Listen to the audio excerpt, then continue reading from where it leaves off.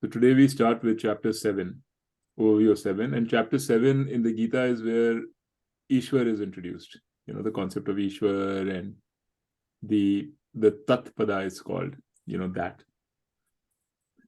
What is Ishwar and how is this world created and all of that.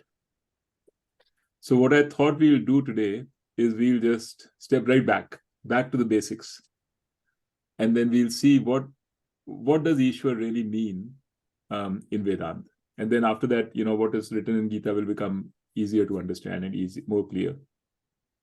So then I have so I said, maybe before I ask you the question, let me just tell you that in most cases, in most religions and everywhere else where Ishwar is thought about or God is thought about, the common lakshan, the common attribute of God is that God is the creator.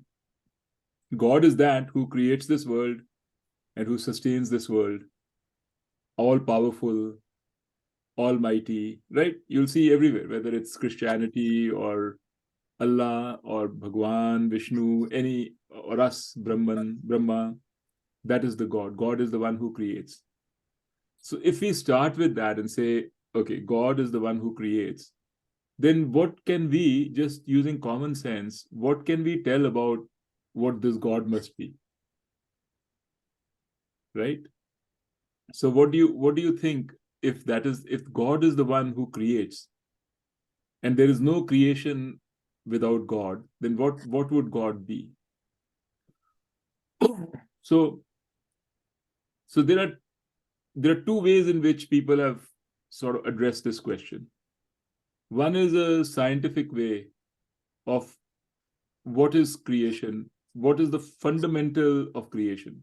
So in science, they call it the fundamental particle, the fundamental thing from which everything else is born. In theology, they say the fundamental power or a god or a person or something, some force which has created everything. So the theological thing is more top down, to say there is at the end of it all there is this big this entity which creates everything. The scientific thing is more sort of analytical. So we want to find out how do we find out what is the fundamental thing. We say, if you keep, let's say right now we know that there are like 100 and something elements in this world from which everything is created, right? You can look at the periodic table, you can see those elements, and if you add isotopes, maybe there are 150 to 200 different elements which form everything. If you put all of them together in a little box, little pieces of it, and you throw huge energy at it, like light or whatever way keep them energizing them. So as they get energized, the atoms in them, they disintegrate, everything disintegrates. You'll see first they start burning, then they become plasma, then they become their fundamental particles. So based on the energies that we as human beings have been able to so far muster up, we've reached levels of, we've gone from the element to the molecule, and we've said everything has a molecule, from molecule to an atom. Atoms are also different elements are different atoms. From atoms we went to electrons and protons and neutrons. Now electrons and protons and neutrons, when we reach there, they're all the same. You can take the electron from gold and replace it with an electron from iron, it'll make no difference. The electrons are all the same. So we've reached some fundamental things. We said, okay, fundamentally there are electrons, protons and neutrons. Then you put even more energy, then even the nucleus, which has the neutrons and the protons, the neutrons and protons also break apart. Here you put more energy, and then you find that they are all consisting of quarks. So there is really no difference between a neutron and a proton also. Essentially, they're both quarks. You put even more energy, right? And then you come up with even more fundamental particles. So far, we've come close to very high energies, which were there in the beginning of the universe, when the universe was created, but we haven't reached it, and I don't think we will ever reach that energy. But in a limited space, when you put so much energy, you come closer and closer to a fundamental particle. Right now, they're theorizing that fundamental particle is something called a string, a brane, BRANE, of a string. No, this is just a theory. So this is one approach. And my question to you is,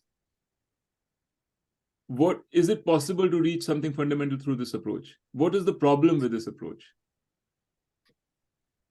Why can't we reach something which is fundamental by just putting in more and more energy, disintegrating it further and further and further, getting to the root? Why can't we? There's something wrong in this approach, I'm going to just tell you. But what is it that you think is wrong?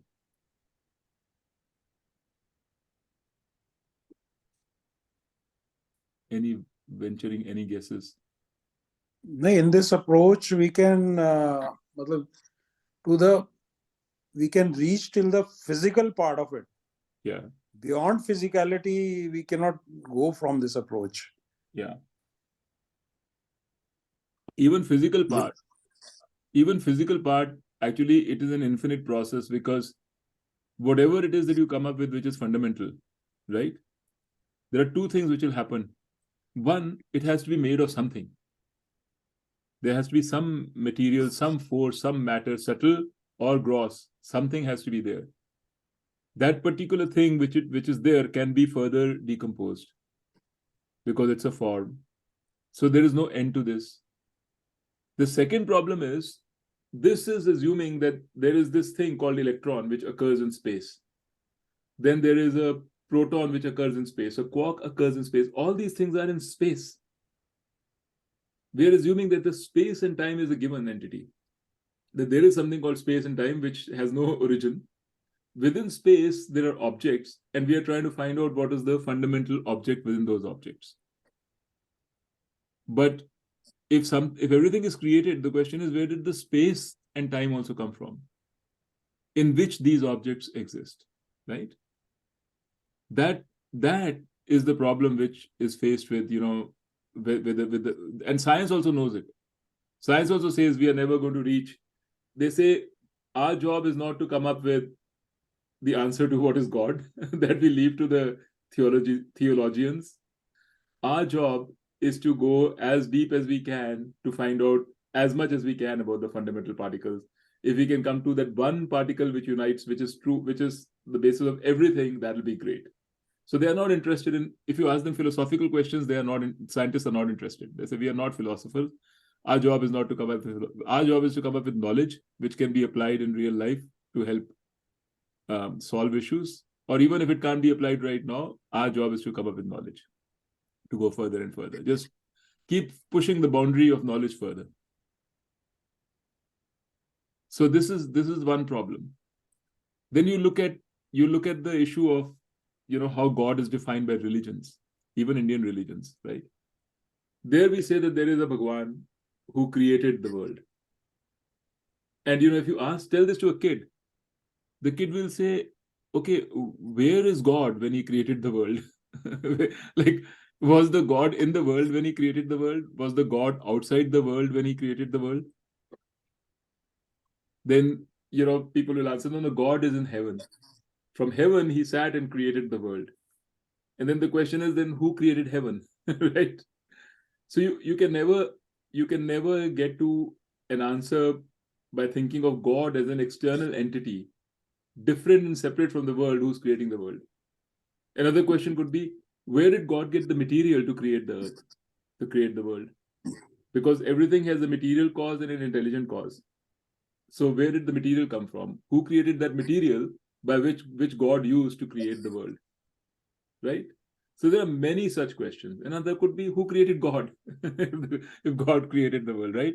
So these things which we never think about, which we never pay attention to, these are fundamental issues with the way religion is practiced today, the way science is being practiced today, from a philosophical point of view, and they cannot be addressed.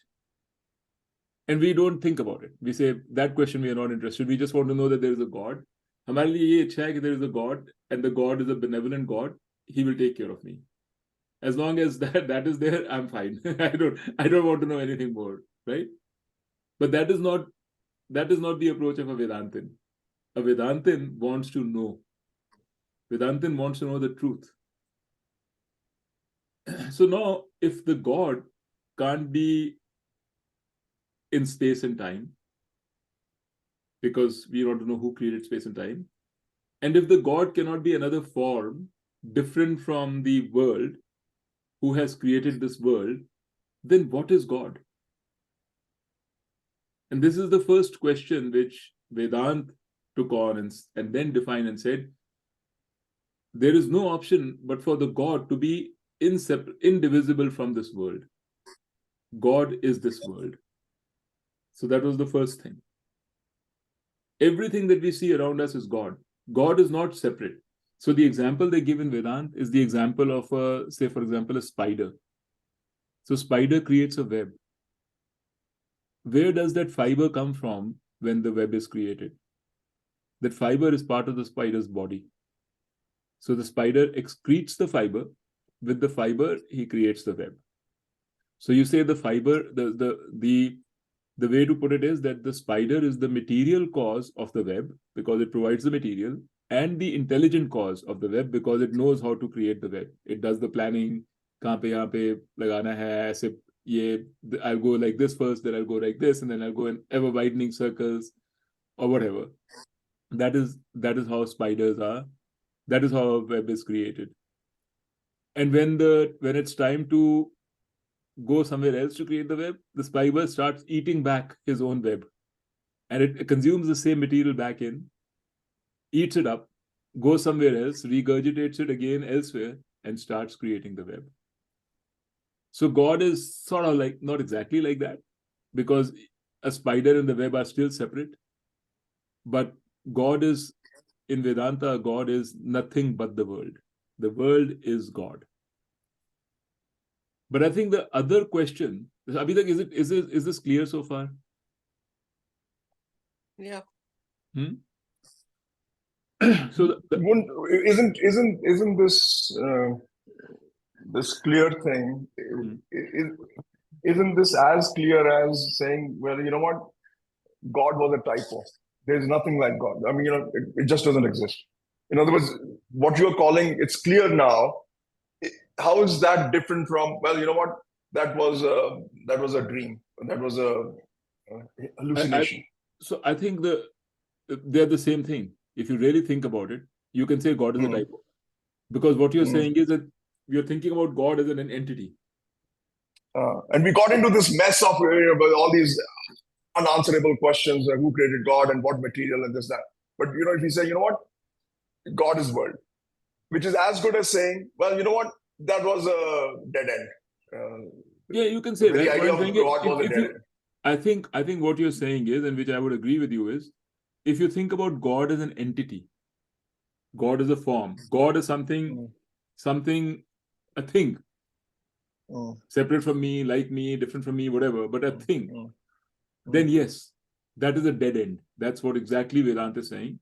And that is not just a typo, that's a mistake. That's not a typo. The typo is a unintentional mistake. This is an intentional mistake made by people, and and those people who are making the mistake will not still say it's a typo. They'll say no, that is the case, and we are saying no, that is not the case. So there is no entity called God.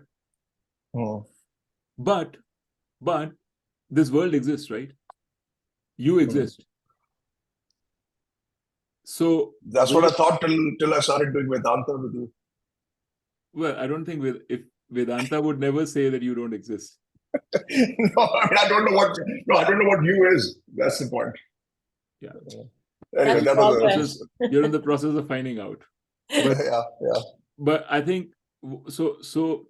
The only definition of God that can work is that it is not separate from the world. So you could say that there is no God, because you could say which is as good as or you could say everything is God. Those are the two options. Right? They're basically saying the same thing. It's not really different. It's two ways of saying the same thing. So Vedanta prefers to call it everything is God, for a reason why, which it's a technical reason, which we will find out, because most of us start with a definition of a God as a thing. That's where most people start from, and they graduate into Vedanta. You may not be like that. That's a different issue. But I agree with you. Yeah, it's saying that there is nothing called God as a separate entity. Whatever is God is this whole thing. Actually, just a slight digression. Recently, I read something, which it probably doesn't fit with Vedanta, or maybe it does. I don't know. Was that a definition of God, which I find probably the most acceptable or the least unacceptable, which was that the God is really the God of gaps.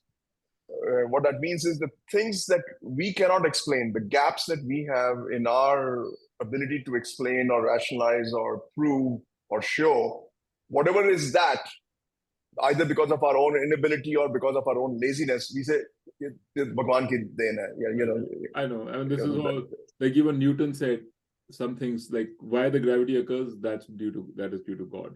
I know what you're saying. And that is a very, that's a scientific definition. So And basically, I think those are gaps in our understanding and Yes. comprehension of all those things because we don't have any explanation for that. Yes, So exactly. No, We वो attribute हम it to God. No, but हाँ, see, when we say we, अब जैसे between you and me, Sanjay, I may not be able to explain the mechanism for diarrhea. Diarrhea क्यों होता है? For me, at my level, I'll say वो भगवान की then है. Whereas you actually probably know the mechanics of it. Yeah. So I'll use it as a भगवान के ऊपर छोड़ दो. भगवान की देन है. And you may have a scientific argument, and there may be certain things which none of us understand. हाँ, Which is again, everybody will say I think it's the thing about this is, which, I think I keep pointing this out to you. We are talking at two different levels. The level that you're talking about, the level of knowledge you're talking about in Vedanta, it's called God has that knowledge. It's called Sarvavit. That means the knowledge of all details. It's a knowledge of Maya. It's a knowledge of how this world works, what caused what, and so on. But but what Vedanta's main focus is a different kind of a knowledge. It's a knowledge of what underlies everything. Whatever it is that causes one thing or the other, what's the true nature of that thing? So that Sarvagnya, that is a different kind of knowledge. So, I mean, nobody can answer, nobody, not even Vedanta, has the answer to all the gaps of knowledge in this world. However much you know, the world is infinite. However much you know, there will always be a gap. Right? And you can't even say the gap is getting smaller. Actually, the gap is getting larger because the more doors we open, the more new doors come up. There are gaps that we didn't even know were gaps. So that approach, that is not the way Vedanta looks at God. There you can say also, yeah, God knows everything. You can say that, but it is not helpful. It doesn't mean anything.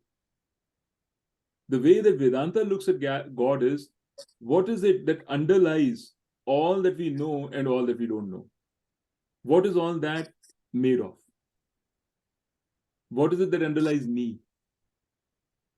That's the way, that's the Vedantic approach to knowledge. It's a paramarthic approach to knowledge.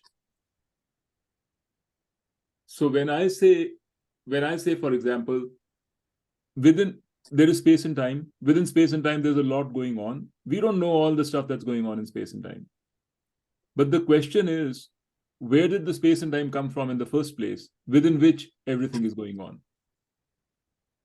That is the second question. So the first one we said, okay, Vedanta addresses it by saying that God is the universe itself. So God is not separate from the universe. God is not a thing. God is not a form. But then everything else around us is the form. So what is God? Where did space and time come from? The world we see is in 3 dimensions, right? There are 3 dimensions of space and 1 dimension of time. If you think about the world in these 3 dimensions of space and 1 dimension of time, we can never find the answer to this world. We'll never know what was the first time because the time keeps going back. We'll never know what is going to be the last time. We don't know what is the smallest space. We don't know how large it can be. We have created a world for which we think we don't think we have created it. We think it's there, for which there are no answers. You could say that for God, there's an answer. Everything, the world is God. But when you think about the world of forms, the world of space and time, you can never get to the bottom of it. You can never answer the question, where did this come from? Because wherever this came from, what was there before that, right? Do you understand what I'm saying? I understand what you're saying, but I don't know why you're saying it. Yeah, that because. No, but what is the question you're answering? The question that because from here we get to the actual definition of Ishwar. Because it is Ishwar which is responsible for all of this. But that Ishwar, what I'm trying to say is, we cannot think of that Ishwar as being part of this world. We can think of the world being part of Ishwar, or world being one with Ishwar. But my question is step by step. Have you understood this fact that living in this world, thinking about the first cause as the cause of this thing and then cause of that, we can never get to the first cause. Living in this world, living in space and time, thinking about what was the first time, we can never get to the first time.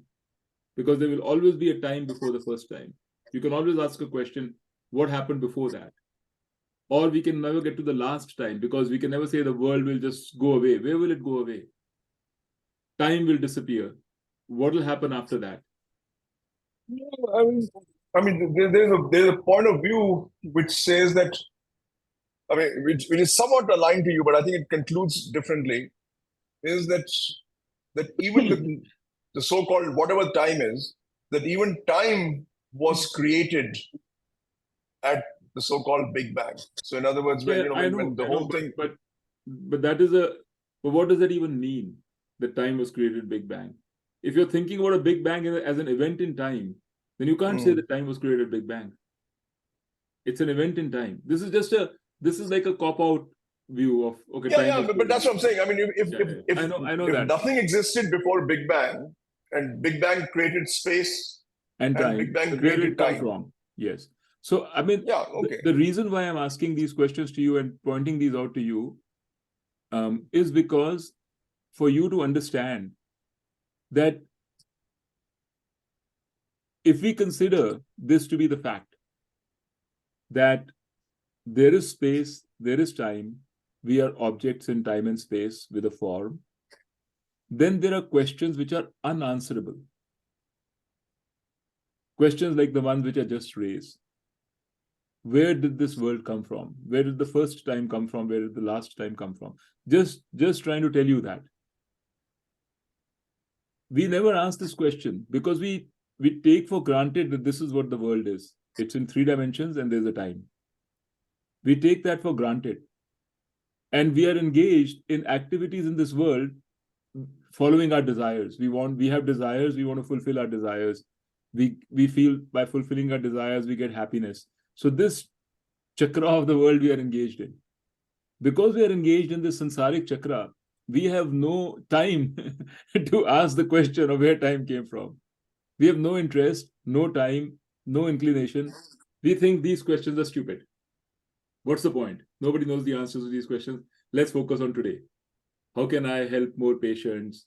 How can I teach more students, or whatever. Or Atul will say, how can I go to 2 more countries in my 16 days that I have in December? Whatever meets our fancy, we keep doing that. But we push these questions aside because we have no answers. And if you really think about it, you realize that you can't answer these questions. They're unanswerable questions in the frame, the reference frame that we have created for ourselves, which is this 3-dimensional space and time. But Nittu, it's not just because we are not interested that we don't, even scientifically, even scientists who do think about it do not have the answer to it because we are within this frame of reference. And so to say, okay, where was Big Bang and when was Big Bang is scientifically, so even if you think about it, it's not answerable. And I think, Atul, what you were saying about the God of the gaps, you were just talking about once space-time and the world is there, then the God of the gaps is the workings of the world, right? That, assuming that this is the world, there are gaps in the understanding of the world. There's God of the gaps there. But I mean, Nittu's talking about a different level, right? Than what you were saying about the God of the gaps. You were just saying, okay, the more you know, the more you don't know about this physical world. But Yeah, but where does this my physical God world of the come gap from? was a side thing. Just, But I mean, I don't. can I interrupt you guys? We'll have a time for discussion. I think I want to go through a little process. Okay, and then we'll come back and discuss all of these things because I don't want to get derailed. Okay, so if you have a question about what I'm saying, you're not understanding, point it out. Otherwise, just give me 10 more minutes and then we will have a free for all.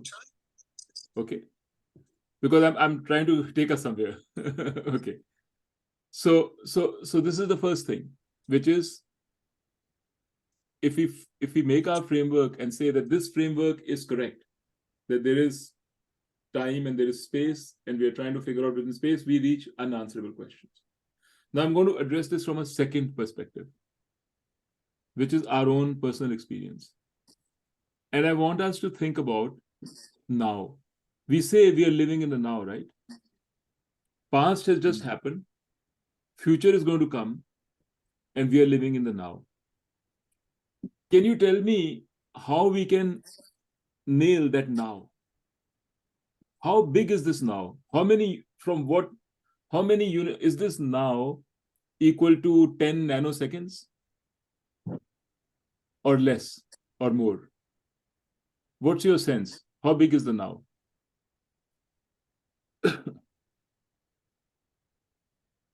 Any thoughts? Do you Every think the moment. now has a time? The now has a length of time, a starting point of the now and the ending point of the now. The now starts here and the now ends here. Do you think that's the case? No. It No, will right? be every Because then it's not a moment. now. जितना भी तुम नोगे उसके भी आधा कर सकते हो and say that is now. Right? Swami ji कहते थे, you take gold, उसकी पंखुड़ी होती है ना, this is what is the example of Vedanta, rose का petals. He says you stack rose petals one on top of the other and compress them. You got like 500, 1,000 rose petals. Then you put a needle through it. Katak, the needle goes through. He says the time that it takes that needle to go through one of those rose petals, even that you can't say is the smallest time. Because whatever time you come up with is the time of the now, there will always be a smaller time. So what exactly is this now? And what is past? Where does past begin, end, now start? Then where does now end and future start? Can you say that right now 0.01 nanoseconds is the what I say now? Anything that is happening less than 0.01, before 0.01 seconds was all past. After 0.01 second is all future. We can't even say that. We actually No, but we can say something though. We can say what has not happened. That is the definition of future. And we can say at which point my definition of now would be whatever is not future and whatever is the intersection of what is not future and what is past, that is now. And I agree with you. It cannot be put on a dimension. Can you nail it down? This is just no, you cannot. You cannot. That's what I'm trying to say. So you can't nail down the now. But you think about it another way. If I tell you that everything which is past, that you consider past, however past it is just a thought. And everything that you consider future is just a thought. Would you agree with that? Because what you think is past is not happening now. How do you know? Because you remember it's a thought. It's not happening now. All that there may be some physical evidence. Huh? There may be some physical evidence. Yeah, but the physical evidence it's not directly happening now. It's still a thought. There's a physical evidence, but the physical evidence is something that you have cognized and thought about. No, I mean, it could be if I spill water, the water is still there in that definition of now. No, I understand. Whatever that is. But try to think of what I'm saying, which is at this whatever point you say is the now, you say whatever you say is the past. That past is not happening right now, correct? That is why it's the past. If it is not happening right now, it has to be a memory or an process of induction or logical induction through thought.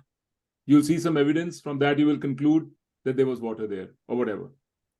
It does not happen. You're not directly experiencing it. You're not directly experiencing the future. The future also has to be a thought.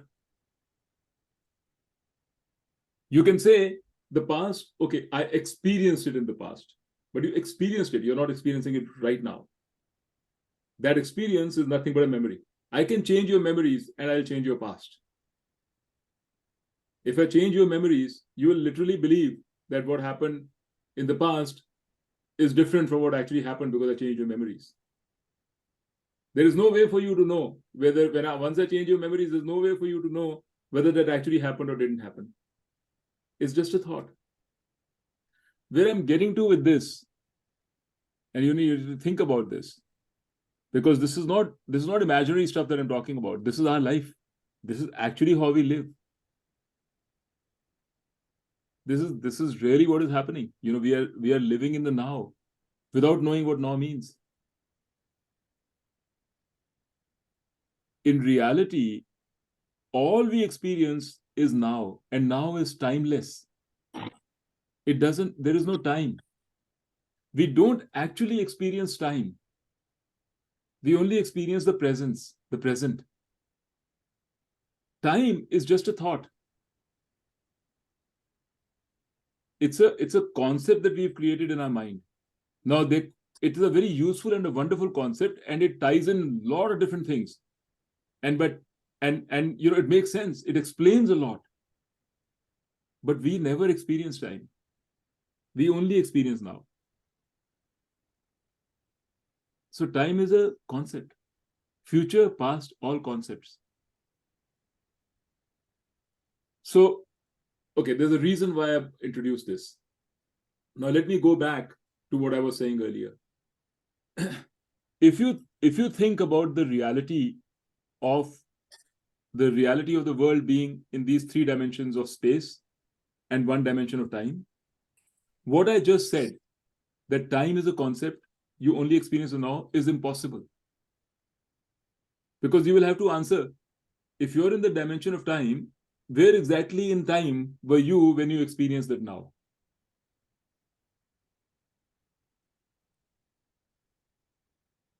You think about it. What Vedanta says, and it's a different way of approaching this whole thing, is that in reality, all that exists is the now, the present, the now. There is no time. There is no space. There is no distance. There is only now. All of this, time, distance, space, are thoughts. Is Maya created by us?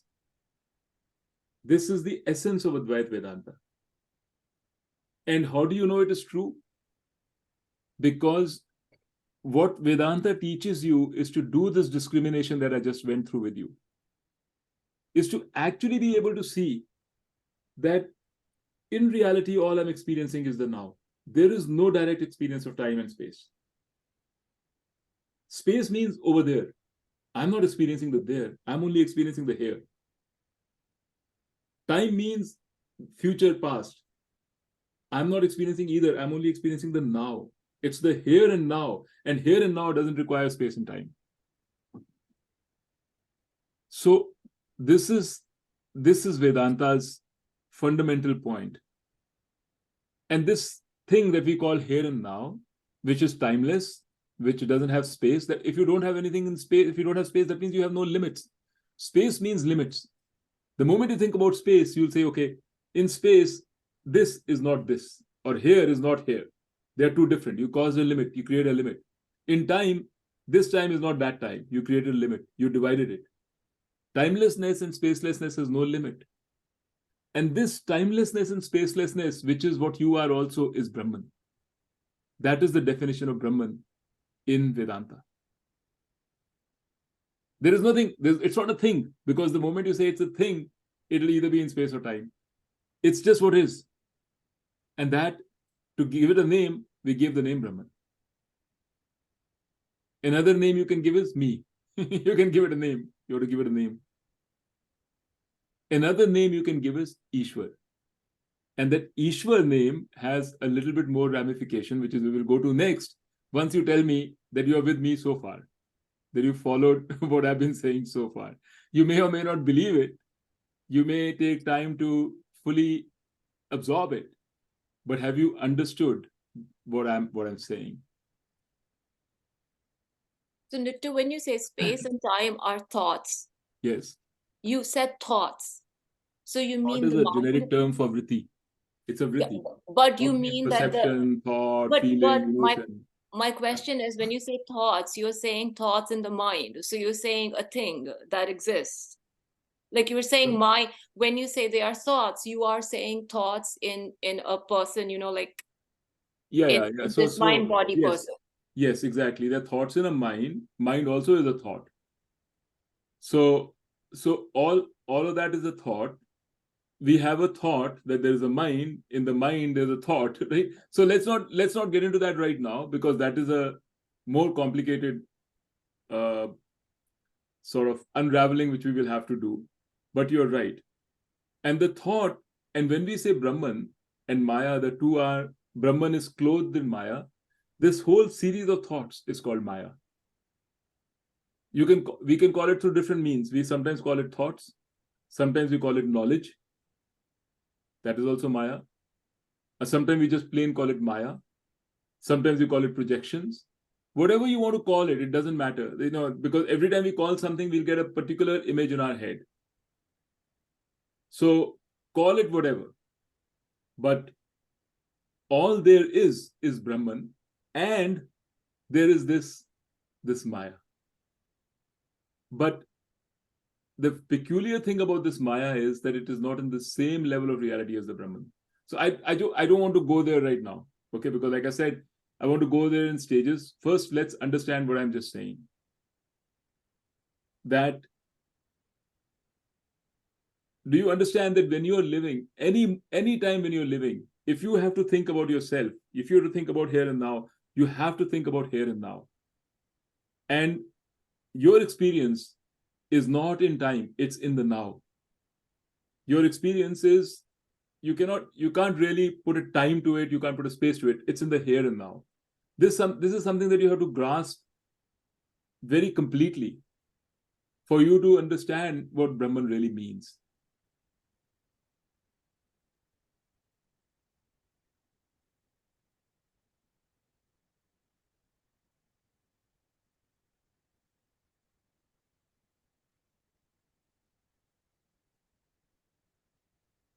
Okay, I mean, I know this is this is very tough. Actually, this is totally a different line of thinking. जो अभी तक ये वाली नहीं आई थी. You were thinking on different other ways, but this is totally a different process. Yes, and that's why I wanted to bring it to you guys, because I feel we need to start looking at, we need to now start going deeper. Because so far what we are thinking is there's a Brahman. Oh, Brahman is everything, he's everywhere. We don't pay that attention to it. Our attention has been all on other things other than Brahman, right? Brahman is there in the background somewhere. But what I wanted to tell you was that Brahman is very real. It is actually our only experience, our only real experience, that you can say the only real direct experience is Brahman, because it's in the here and now. Every other thing that we call experience is actually a thought. And this is very counterintuitive. So you have to really think about it. You have to do Nidhi Dhyasana, and you have to do Mananam on this. You may understand what I'm saying right now, but at some stage, you have to stop and think for yourself the things that we are just saying, that Upanishads are saying, not Dheeraj is saying, that Upanishads are saying. And then see, are they true? What does it mean if they're true? Slowly, this has to seep in. Because when we say, na, हमको ईश्वर की प्राप्ति चाहिए, हमको भगवान चाहिए, this is what we mean. Because Bhagwan is everywhere. What we have to do is we have to figure out what is not here and now. What is it that is phenomenal experience for us? Objects. try to get rid of them for now, just to understand, so that you can say anything that comes, I get rid, anything I come, get rid. That's the only way to see what really remains, what is the here and now. That is the me, that is Brahman, that is Ishwar. And what I can tell you is that when you think like that and you orient yourself like that, you will realize that the things that they say about Brahman, that it is complete in itself, that it is happiness, or not happiness as such, that it's contentment, you'll see that totally true. You can remove all these things about unhappiness, restlessness, anxiety, all the things that you can really see how they are not you, how they are thoughts, because you'll begin to see that there is something called you, which is very real. This here and now thing is very real. That is what you're experiencing every day. नहीं, पर anxiety, fear और ये भी तो हम now में ही experience करते हैं ना. Yes, So no. that means Never, Sanjay, to think about it. अगर तू Hmm. नाउ में अगर तू सोचेगा ना इसके बारे में, anxiety and Hmm. Fear always thought of in the future और इन द पास्ट. नाउ में कभी नहीं होता. सी, एंजाइटी होती है आगे क्या होने वाला है. फियर होता है based on something that happened in the past, जो दोबारा हो जाएगा. नहीं, that Now is one part of it. But even in now situations, in the present situations, you will have a situation where you are sad, you are fearful, you are anxious. So that experience also happens in the now. So that is what I'm trying to say. You have to parse that. That is discrimination. When you parse that, you will see that even what you think is now has components in it. There's a component of thought in it, which is about the future or the past, and there's a component of today in it. And you will see that the component of today has all these things have no effect on it. That is why they say Brahman is what is it called? Asanga. The thought does not affect Brahman. The thought does not affect your experience right now. So, but anyway, enough said. What I'm saying is, this is the analysis that you have to do within yourself to really understand. Now, I'm not saying that it'll solve all your problems, because that requires superhuman ability. But I'm only saying you'll get a better understanding or appreciation of what is actually happening. You may still want good things and not want bad things. Of course, we are humans. We are designed that way. It's our mind, it's designed that way. But you begin to see what is actually happening. You begin to realize that there is something which is me, the here and the now, which is unaffected. And that realization you will have overlapping with the realization that this thought is horrible and it's very sorrowful. According to Bhagwan, वो तो फिर वही है ना कि you have to work at 3 planes: the physical plane, the mental plane, and the Brahman plane. If you can separate those 3 planes and then look through all the planes to realize I mean, that at the I know what you plane, mean. I know what you Ah. mean. I can't agree with you because the language you're using is very compromised. Okay. compromised. Yeah. Yes, because the 3 planes are not the same. Ah. There is only one plane, and that is the Brahman plane. But I know what you mean. Let's put it this way, Ah. and that's good enough. Hmm. But where I'm getting, what was I going to say before that? In Gita, so actually Bhagwan Krishna goes way beyond that. The first shlok of Gita is that he's telling Arjun that you're talking like a jnani and you are grieving. He says, for a jnani, there is no grief. What he means is the jnani totally is aware. The mind of the jnani is fully aware of the underlying presence of itself, which is Brahman, which is complete and whole and content. And to a jnani, the thoughts of grief do not make him miserable. Do not make भाई him. वही मैं कह रहा हूँ ना हाँ, कि ज्ञानी तो सिर्फ एक प्लेन में काम कर रहा है ना. हाँ, हम उसके तीन करते हैं. पहले 2 प्लेन तो है ही नहीं ना. मतलब है, but मिथ्या है उसके प्लेन्स. हाँ, उसमें मतलब वो बिल्कुल ही वो इंसुलेटेड हो गए ना वो दो प्लेन्स तो. It's only one plane he's working at. Working on. But a Yes. normal human being, a normal Actually, the normal human samsari, being is only working on two planes, the physical and the two mental, planes, the first and the completely second. unaware Yeah. of the third. Unaware of Yeah. the third. We are in a situation where we are transitioning. You know, Transitioning. we are aware of the three. So Yeah. so yes, I know what you mean. That's exactly Yeah. correct. Mm. But that is but what I'm trying to tell you is that the aim of Vedant,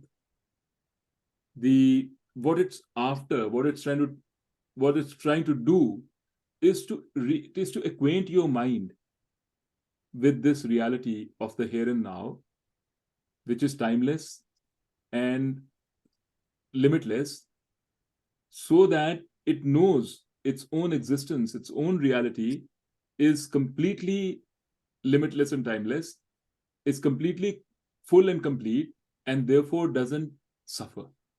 That is the aim of Vedanta. Now, there are many questions like Kiki started asking, okay, if that is the case, if that's a thought, the thought occurs in the mind. So there are a lot of these questions which will come now, because it's not as simple as this. I mean, it is actually as simple as this, but we can't see the simplicity. Our mind will ask all kinds of questions. Those questions have to be answered, because till those questions are answered, you won't get certainty. These are logical questions. And answering those questions forms under the thing called mananam, reasoning.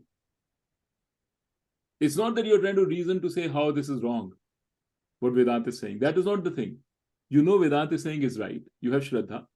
But you have all these questions coming up. You're trying to reconcile these questions with the message that Vedanta is giving. That is Mananam. And there will be a third type of things. You may even reconcile all these and logically know everything and explain everything, where the thought occurs, why it occurs, all that you explain. Yet, you may still do what you are habituated to doing. As they say, the mind has a mind of its own. Yeah. It's like, I was mentioning it like a smoker, like a doctor who knows everything about the harmful, a pulmonologist who knows how smoke causes cancer, all that, knows everything, yet can't give up smoking because of habituated habits, right? So those are addressed by Nidhi Dhyasana, where you actually, there's a technique for making you change your behavior in line, to bring it in line with your knowledge. So you can call it meditation, you can call it various different things, but that's Nidhi Dhyasana. So, Nittu, when Sanjay said, what Sanjay said is that the suffering is also in the now. And you said, no, actually, if you think about it, the suffering is not in the now, because in able to cognize suffering, you need time. And then if you parse it small enough, there's only now and there's no thought there in the now. Right? I think that's what. Yeah, something like that. Yeah. So I was just confirming, is that what you mean by saying there is no suffering in the now? Sort of. I mean, what it means is that when you have this full knowledge of the here and now, when you're familiar with it, when you see its presence or recognize its presence all the time, the thoughts don't affect it. It's so rich, it's so strong, it's so complete that the thoughts don't affect it. It's like watching a movie, right? You can suffer in the movie, but you also know that it's just a movie. Yeah. Okay. So, and then the other question I had And then is, you say, just to finish, because you said that the reality of me is that Brahman, the here and now. Therefore, anything that's happening is not going to affect me. Anyway, that is just true. But as you're saying the same thing that you're saying. What were you saying? so in the here and now, just going back to the here and now, which is the core, right, of what you're trying to say. So the now, we parse through the now because we parse through time, right? And at least for me, I can almost, I can understand the now, but the here, parsing space, we didn't go through the exercise of parsing space. We went through the exercise of parsing time for the now. Same thing with space. You can do it in your own, Where would you call is here and where would you call is there? Like, where are you situated exactly? Like, is it a point? Is it a line? I mean, like, you can't find out. Are you here in your head? Are you in your feet? Like, where exactly? You can do that exercise and you'll see you can't localize yourself. You have a general idea, but there's no real localization of the. And by the way, time and space are completely connected. That's the other thing you have to understand. If you can pass time, you basically passed space. You cannot have time without space or space without time. The two are, we think about them separately, but they're actually the same thing called space-time. The moment you cognize space, you've cognized time. Because in space, you've cognized there's a here and the there, and in your mind, you're going from here to there to cognize it, and that takes time. So you can't say there is no time, but there is space. It's just impossible.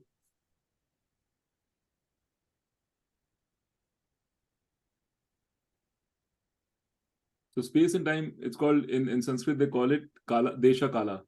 Desh Kal, Desha Kala. Before Einstein called space-time, we had Desha Kala. Space-time.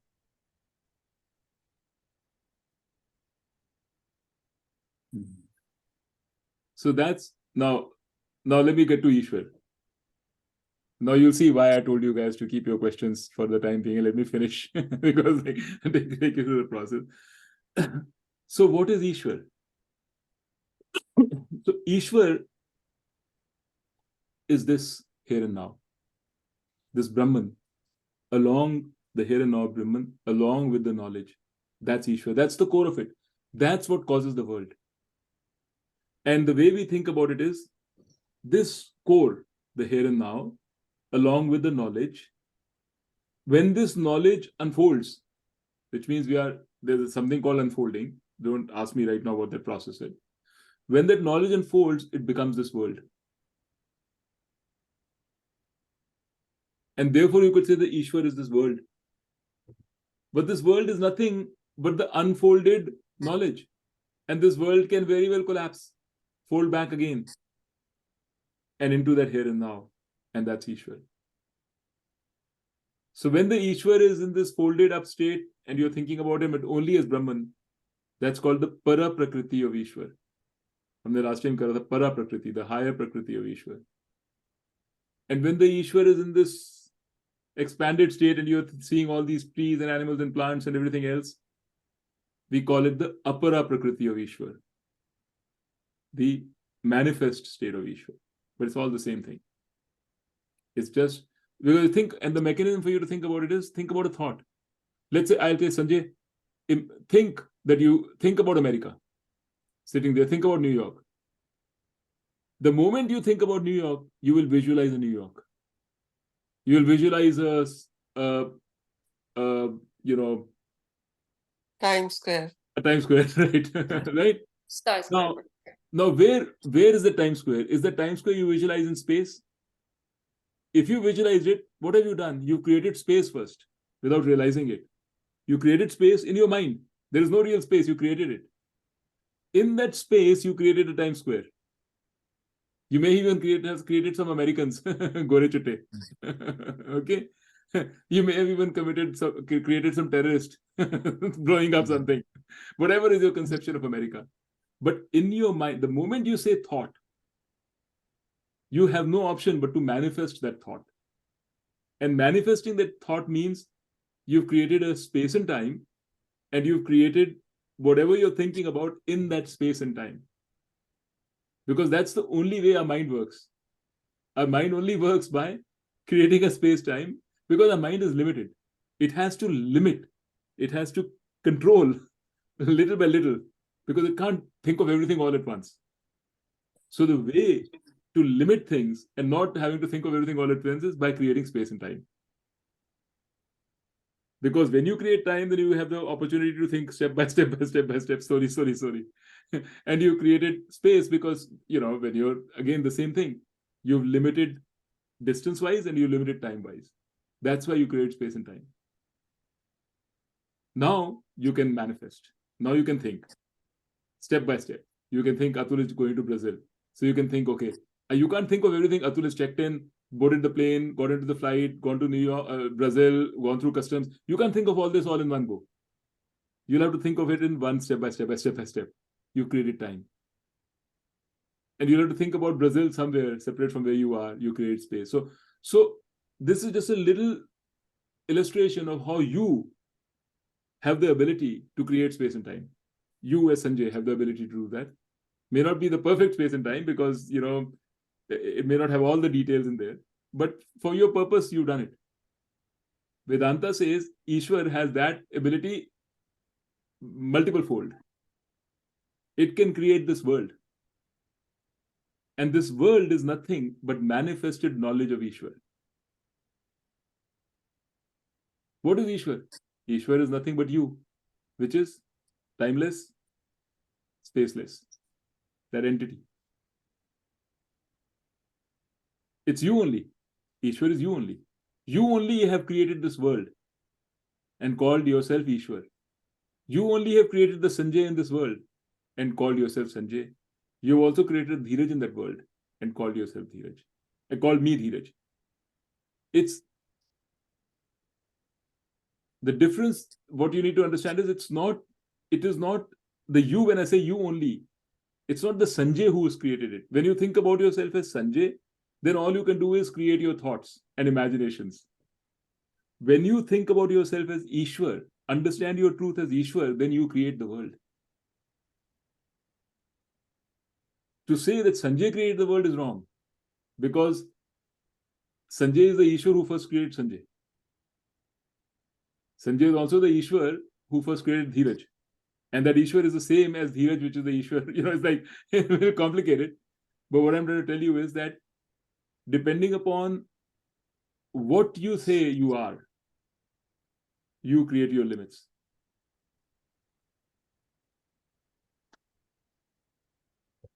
Anyway, now even I'm thinking this is going a little too, sort of crazy.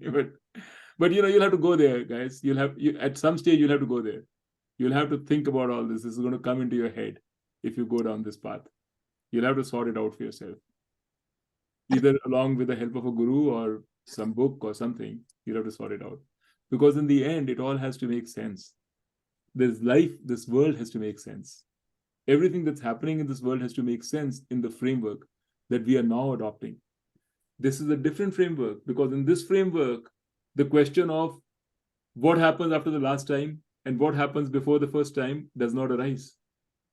The question of what happened in the first cause and last cause does not arise. There is no time. This is a much more satisfying framework once you understood it. Right now, you'll probably think it's just a cop-out, but that's okay. This is Vedanta. And this is the Ishwara Vedanta.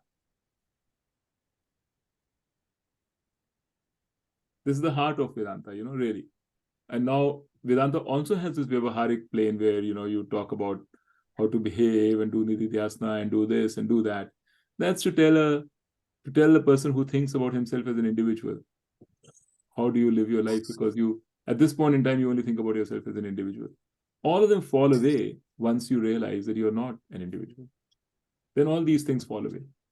But till such time, they have importance.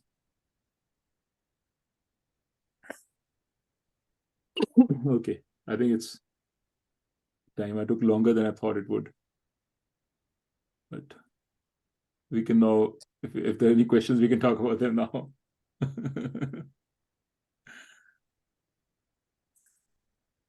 It's like, you know, bombing Gaza, throwing complete disarray, knock down all the buildings of Gaza, and then you tell the Gazans, okay, any questions? You know, like, what do you have to say? Bad analogy.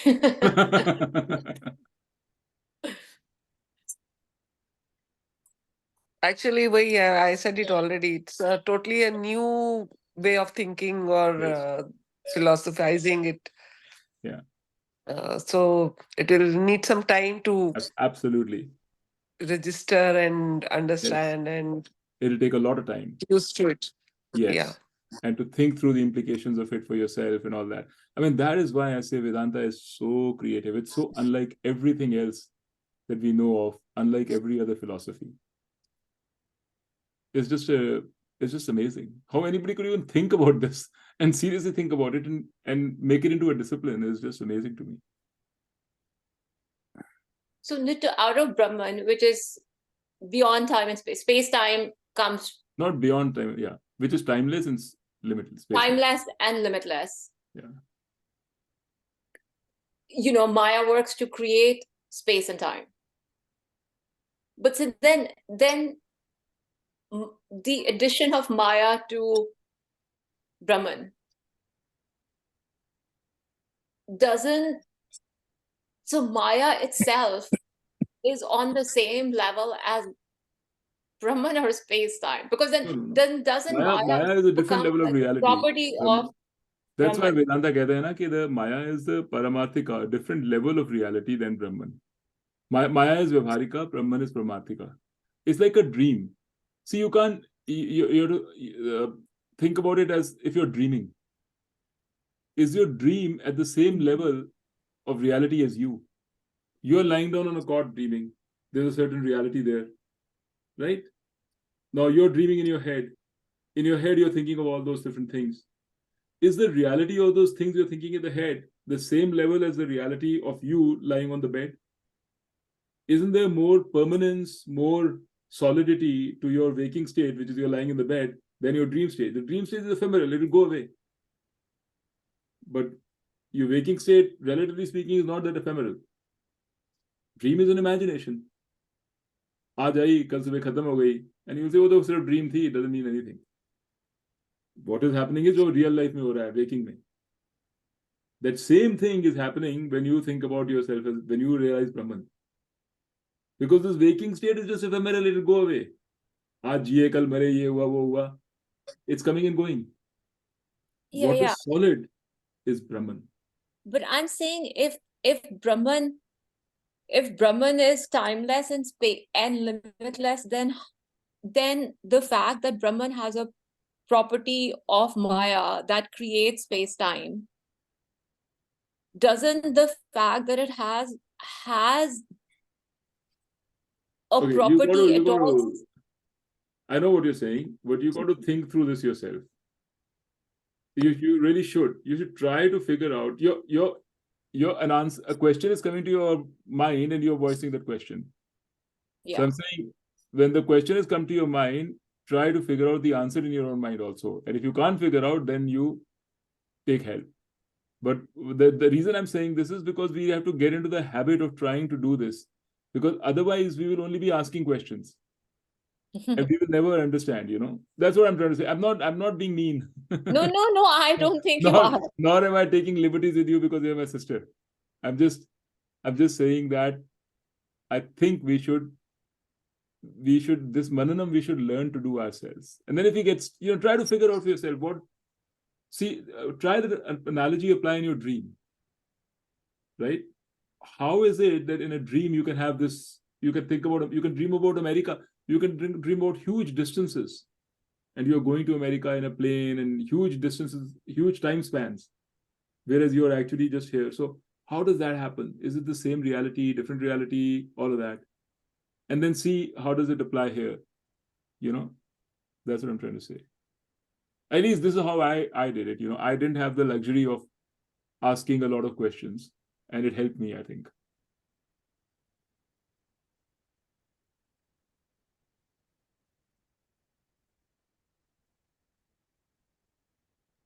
I mean, that's not to say that I'm discouraging you, don't get quiet. I mean, I'm not trying to say that don't ask questions. I was just trying to say this will require a fair amount of thinking, if you are serious about it. Chalo. I don't remember now. Like, I'm so. Is it an hour is over, right? Yes. Yeah. No, because I'm like It's timeless. Yeah, it's timeless. The daylight saving time and all that has completely thrown me off coming back from India. One of the most interesting classes I think today we had, and one of Good, the I'm glad you think so. most confusing. Really, we need to scratch our heads deeper. It'll All in help. a one this. It'll help you if you remember that this is not Dheeraj speaking. Okay, I know. this is coming from the Upanishads directly. Me being Yeah. just a medium, I'm saying nothing which is not there in, for example, Mandukya Upanishad. In fact, if you read the Mandukya Upanishad, there is much more. Much more. I'm being very careful with you guys. I'm trying to phase it out, taking pity on you. You have to be careful. We can only digest. You only consume this much, right?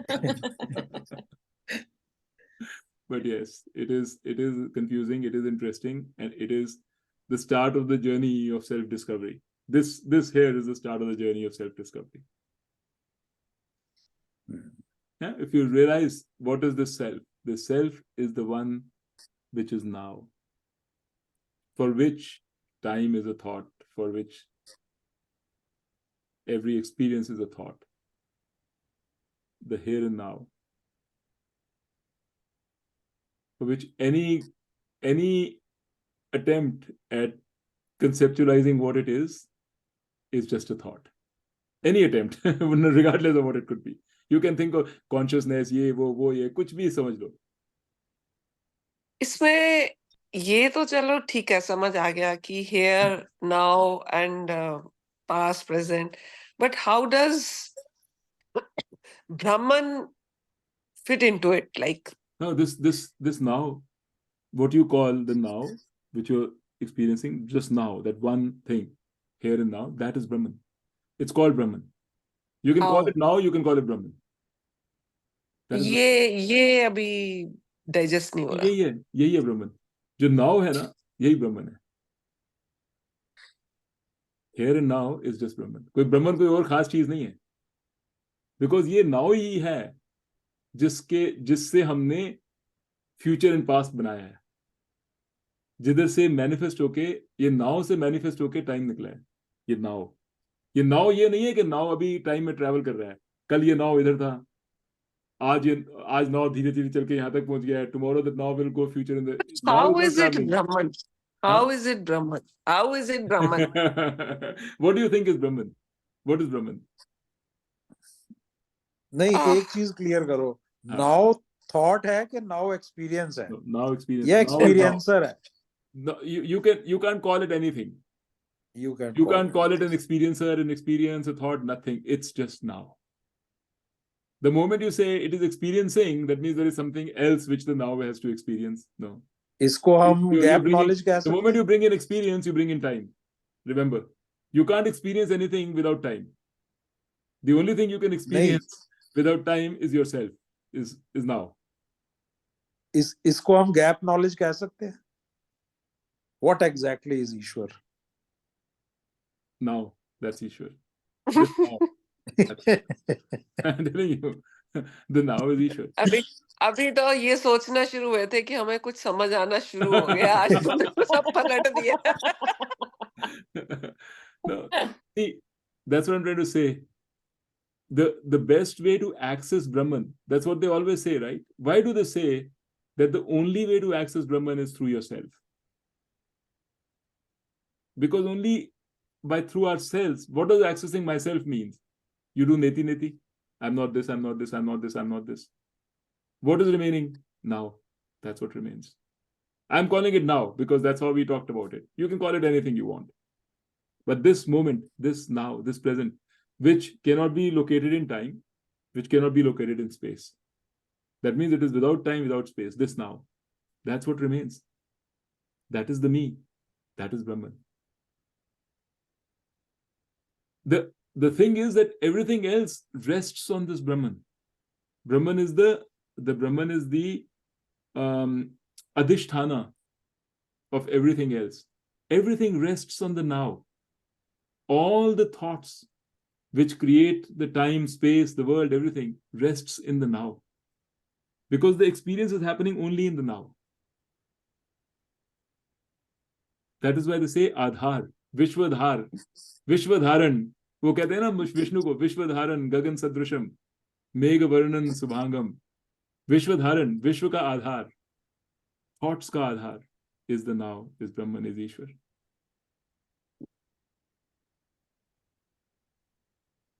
So Okay. it's a very direct way. If you think about this, then this is the most direct way to pierce through to reality. This is the only way, not this is the direct way, this is the only way to get your handle around what is reality, what is Brahman, what am I. And for good measure, also throw God out of the window. I mean, I don't know why you are so interested in throwing God out of the window, but if you want No, to, no, I'm not saying I am. I'm saying that's what we are doing. yeah, I mean, you That's all I'm can say saying. that, but I'm not throwing God out of the window. I'm saying this now is God. I'm saying what God really is this now. That's it. No, but It's not an entity. most people don't. Most Yeah, people don't. most people don't have the conversation we are having right now. You know? But the whole purpose is that you're not trying to create a, you're not trying to create a cult that's different from the world. You're trying to explain as is. Yes, You're not trying exactly. to, go to Guyana and create a separate cult. No, I think So in the way that that regard, Vedanta, I agree with you. No, I agree. Well, the way Vedanta g- g- thinks about it, or Vedanta likes to call it, is it says, in a more positive spin about that, is that we start with the concept of God, which is far removed from us. And then we slowly build a relationship to God, build a relationship to God closer and closer and closer, till we ultimately get to a point where we say, God is just me. and what you started out with is what's being thrown out of the window. That's what I mean. That in the Okay. common parlance of what I'm going to depend on God, I'm going to pray to God, Yes, I'm going yes. to do this, God is going to do this for That's me. out of the window. All that is Absolutely. out of the window. In fact, That's actually, what I mean. that is the prerequisite for you to really absorb this. You know, it's a slow process because what is happening is you have to come to terms with the fact that there is no outside entity which is going to take care of you. It's not an easy thing to do. You need antakarna shuddhi. You need strength of mind, because you're saying you're saying you do not need anybody to take care of you. You are taken care of already by your very nature. You're already taken care of. And that, till you have that certainty of knowledge, till you get there slowly karke, you wouldn't be able to mentally accept that there is no caretaker. So this is a lot of psychology and lot of emotion. Everything is involved in this process. That's why this is such an interesting process. You know, like Carol used to say, people when they go through this, they encounter so many things. They encounter past fears and everything gets thrown out. You know, they come to the surface. अभी विपश्यना में जाएगी मुक्ता, उसको पता चलेगा. It's kind of like that, right? Vipassana also, the same thing is going to happen in a way. I think we've scared you so much that When you you are coming to Delhi at that time. Where are you going? It's near Sona. क्या है Delhi वहाँ के पे? पास ही. It's a Vipassana center meditation center. Okay, is it one of those 10 days. Mount Vrat things or? Sorry? Mount Vrat वाला है या मतलब? हाँ वही है हाँ. वो भी है. That is also there. 10 days. Just trying to experience that. That's why I didn't say anything when you said you're coming on the 5th. So I'll be going on the 6th. So till Then I'll be 17th. back on the 19th of January. So we'll see. Atul's not going to get all that delicious food. Huh? Why not? No, And 19th then I'm January. coming on the 5th of July also. I'm coming on the 5th of July also. So We'll think about the 19th of January wala trip. ठीक है. Spice level I बढ़ाने just booked my tickets. So Okay. चलो, मेरे गले में दर्द हो गई है बातें करते करते. Oh. I need my cup of tea. I'm going to ask Kavita, request her as a special case to Yeah. So maybe we should go through this unfolding one more time also. Like it is so core, No, Maybe sure. we'll Yeah, You start go through with it. actually, enough. it's your homework also कि next time इसको थोड़ा और दोबारा से you have to get more into it. Actually, I'll try to help Dheeraj out a little bit. ये जो है ना, like re-unfold it. My experience is that even when you have attended these sessions, watching them again sometimes Yeah, helps. Yeah, I do it once, at Yeah. least So, once. so the Yeah. recording more is I not do. just for the ones who missed it. The recording is Yeah. could be useful for your own. Definitely, it It's like is. note taking. definitely. Sanjay कुछ कहने लगा था तू? मैं यही कह रहा था कि next time you have to elaborate on now again. Yes. Sure. Yes. Anytime. How- I mean, it will how- require how- multiple. It requires, honestly, I mean, I know that because it takes multiple hearings, multiple. How now is Brahman? Elaborate on that. Okay. All right. Okay. Okay. Chalo. Okay. Thanks. Okay, Bye, thank you. everyone. Bye-bye. Bye. Bye.